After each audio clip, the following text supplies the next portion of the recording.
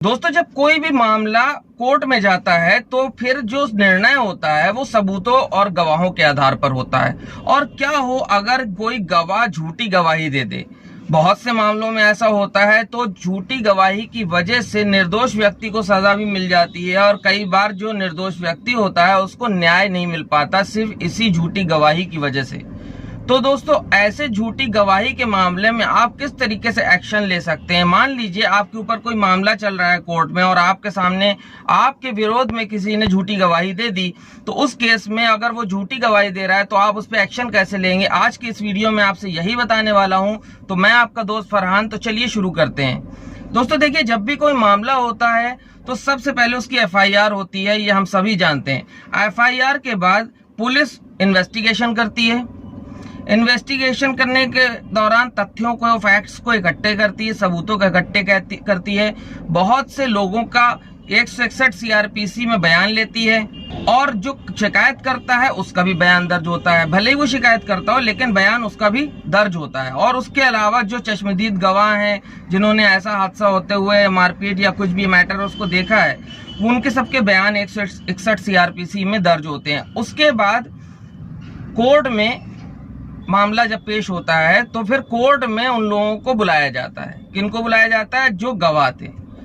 कैसे बुलाया जाता है? पहले कोर्ट सम्मन जारी करता है, सम्मन के द्वारा व्यक्तियों को बुलाया जाता है। अगर सम्मन से नहीं आते हैं तो फिर बेलेबल वारंट इशू किया जाता है, वारंट के सहारे बुलाया जाता है। अगर तब भी नहीं आते हैं तो अरेस्ट वारंट इशू किया जाता है कि अब इनको उठा करके लाइए। अब जब व्यक्ति यानी गवाह कोर्ट पहुंचता है तो उसे कटघरे में खड़ा करके एक जो है ओथ दिलाई जाती है, शपथ, जिसको आपने सुना होगा। और वो शपथ को लेता है कि मैं सच के सिवा कुछ नहीं कहूंगा। अब अगर वो शपथ ले चुका है तो वो बाध्य है, यानी उस बंधा हुआ शपथ से, कि उसे सच ही बोलना है। अब ऐसे मामले में अगर वो झूठ बोलता है, जैसे एग्जाम्पल के तौर पे ले लें, दो लोगों की लड़ाई हो रही थी, तीसरे बंदे ने उसको देखा है, चश्मदीद गवाह है। अब जब उसको पेश किया गया तो वो जिसने मारा है उसके फेवर की तरफ से ना बोल, मतलब उसके फेवर में वो इस तरीके से कुछ बयान दे रहा है कि नहीं, मैं तो दूसरे बंदे को जानती नहीं, मैंने ऐसा कुछ देखा ही नहीं है। तो ये झूठी गवाही थी। तो क्या होता है, जो सरकारी वकील होता है वो उसको क्रॉस करता है, फिर उसके साथ क्रॉस क्वेश्चन करता है, उसको याद दिलाने की कोशिश करता है कि आपने ऐसा आपने देखा था, शायद आपने 161 CRPC में जो बयान दर्ज हुआ उसमें आपने बयान में कहा है।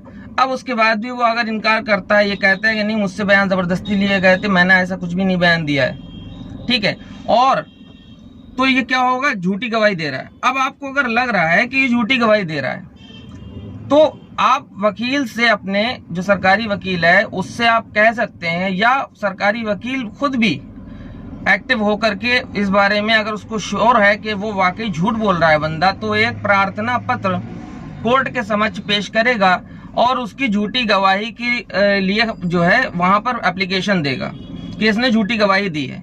अब उसका फिर इन्वेस्टिगेट होगा वो मामला।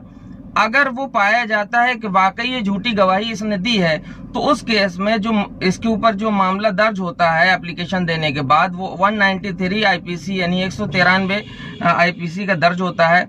और अगर वो इन्वेस्टिगेशन में पता चल गया कि इसने वाकई झूठी गवाही दी थी, तो उसको 7 साल की सजा दी जाती है और साथ में जुर्माना भी लगाया जाता है। तो दोस्तों, अगर आपके साथ ऐसा कोई मसला आता है, एक तो ये वकील का काम है, पहली चीज तो वकील खुद ही एक्टिव होना चाहिए। अगर आपके तरफ कोई मामला आता है और आपके वकील ने कोई एक्शन नहीं लिया, तो आप उससे कह सकते हैं कि वकील साहब, इसने झूठी गवाही दी है, ये हम जानते हैं या आप भी जानते हैं, आप इसके लिए जो है एप्लीकेशन दीजिए। तो क्या होगा, 193 IPC में मामला दर्ज होगा, वकील के द्वारा दर्ज होगा, न्यायालय के थ्रू इन्वेस्टिगेट होगा, और अगर पाया जाता है तो 7 साल की सजा है प्लस जुर्माना है।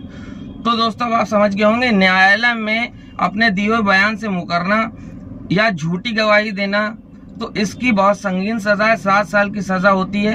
और अगर आपके साथ ऐसा कोई मामला पेश आता है तो आप भी इस तरीके से एक्शन ले सकते हैं। दोस्तों, उम्मीद करता हूँ वीडियो आपको पसंद आया होगा, और अगर पसंद आया तो ज्यादा से ज्यादा शेयर करें, कमेंट करें और चैनल को भी सब्सक्राइब करें। मैं आपका दोस्त फरहान अख्तर एक बार से फिर हैव अ ग्रेट डे।